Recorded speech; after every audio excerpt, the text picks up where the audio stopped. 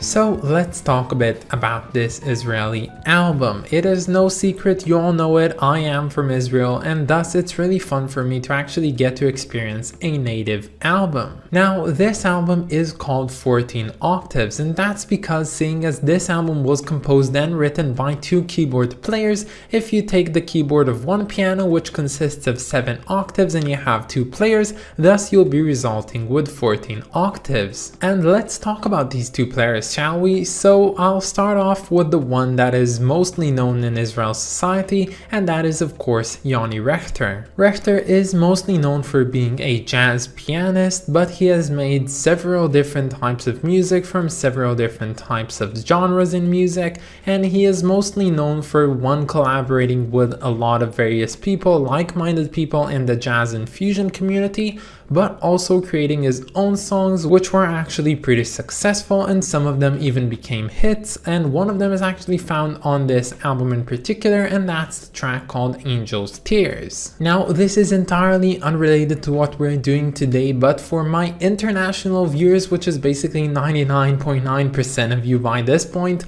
I would highly encourage you all to go check out one interesting album which was made with many contributions of Yoni Rechter, and that's actually the 16th Lamb. Now it's a children's music album, but I believe it to be, and many people believe it to be, basically the first jazz rock concept albums that children would encounter in their entire lives. It is amazing. I listen to it all the time. I don't care that the music on it was intended for children. It isn't prog, but it's definitely a whole lot more than prog can really offer at times. So for anyone who wants to listen to something very good and very interesting, go ahead, listen to the 16th Lamb and listen to whatever Yoni Rechter is doing on there on his various keyboards, because he is so freaking talented. Anyway, moving onwards to the second player that's featured on this album, and that's of course Avner. Now Avner is actually a much lesser known personality in Israeli culture. He is very talented, as we can see on this album, but he mostly remained in the shadows, being quite humble about his status. Currently he is actually working as a teacher in the Ramon School for Music, but he actually made a lot of music with collaborations with various other artists in Israel, and if you want to search up something really interesting by him, go ahead and Google up or YouTube the search for Bridge by Avner. It's actually a piece he wrote and composed, and it's an homage to Gentle Giant, and it definitely hits the mark, and it is really fun to listen to. I replayed it a bunch of times and listening to this album, despite it not even being related to this album in any single way. And now that we've gone through both of our protagonists, let me tell you about just one more person. I'm so sorry, forgive me, but we have to talk about Zohar Zohar Levi. Now Zohar Levi is playing the drums on here, and he basically finishes up the holy trinity of this album, which is made out of Rechter, Kenner, and Levi himself. Now he plays the drums on here, but his playing is second to none. He is so innovative, so interesting, he adds so much spice into each and every song. He always plays something very unique and not your usual rhythmic types of playing. I can only say this, for his drum playing alone, you should pause this video right now and go and listen to this album because it is truly marvelous. We also have a bunch of other musicians on here, most of them actually coming from the best known Israeli band ever, which is Kaveret, but I'm not gonna get into that right now. So this album is actually mostly comprised of various really short tracks, most of them averaging at around the 3-minute mark. Now while that might seem to be a downside in most progressive rock albums, I actually would have to say that this is a big upside for this album, with each track feeling like one small slice of a really big cake that you're supposed to digest in these small pieces. And each and every one of those pieces represents something new in the realm of jazz, rock, and fusion, and I really like that. And unlike an album like Cotton Candy by Shlomo Gronich that we reviewed a couple of weeks ago, this one actually feels like a jazz rock album that kind of flirts with contemporary music,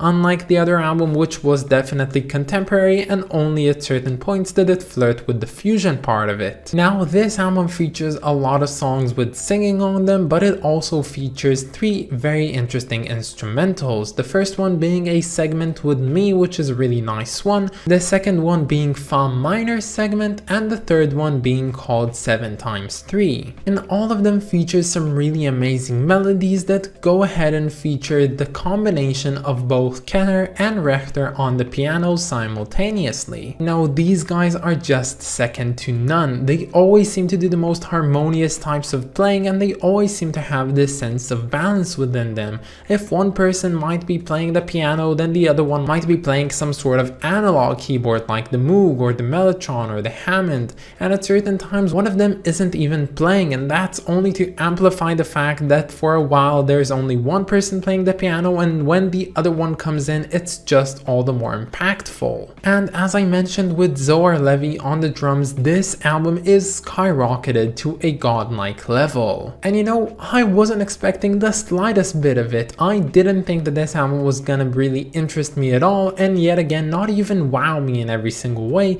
but it certainly is what it did. This is a really good prog album and definitely a fantastic fusion album that once I sat down with, I couldn't quite bring myself to stop it at any single point. Somehow this album, with no narrative, no seamless transitions, no overarching concept at all, and no real commitment to sitting through it from start to finish, just managed to glue me, and I couldn't stop, and I loved it to bits. Oh, and David, by the way, if you're watching this video right now, last time when we reviewed Shlomo Gronich's Cotton Candy, you told me that you really enjoyed Amusement Park, so I'll just let you know that this album as well has a song that parodies a very traditional Israeli children's song, and this one is actually called The Soap in the Shower, so you might be interested in that, so tell me what you felt about it after you listen to it. But all in all, there's really not a lot that I can say about this one. It's just literally something that you have to experience for yourself. It has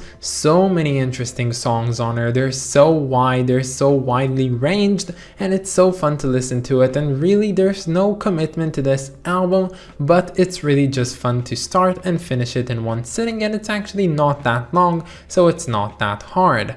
Of course, every single album that I'm listening to so far from the Israeli category has been nice, but I think that this one has been the best, but there's still one looming in the horizon, which is generally regarded to be the best Israeli prog album of all time, and that's Sheshet by Sheshet, so I'm really looking forward to that, and whenever it actually arrives. But until then, this album is one that I'm gonna replay many times, I'm sure about that, because it is definitely one that was worth its time.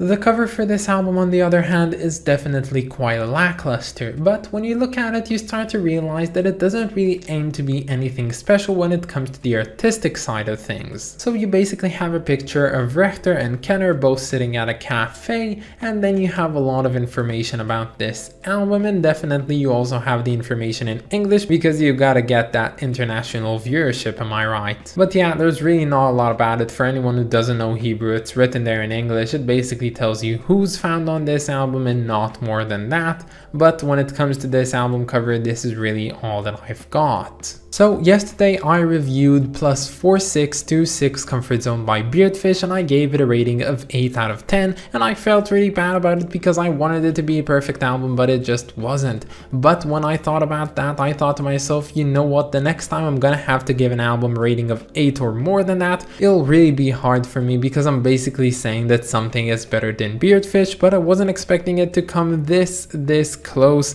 but apparently it did, because today's album will receive the very fine rating of 9 out of 10. But that's about it, guys. I hope that you enjoyed this video, and stay tuned for tomorrow because we're going to be listening to Alba Les Hombres Errantes by the band Hypnos, and that's written with a 5. Yeah, I know, it doesn't make sense. I of course want to thank my lovely supporters over on Patreon, so thank you so much to Clay Wallum and Wrists of Kings. You are the best, and if any of you want to support me over on Patreon, you can find the link down in the description or in my about page. But that's about it, guys. Have a wonderful day, and I'll catch you all tomorrow. Bye, guys.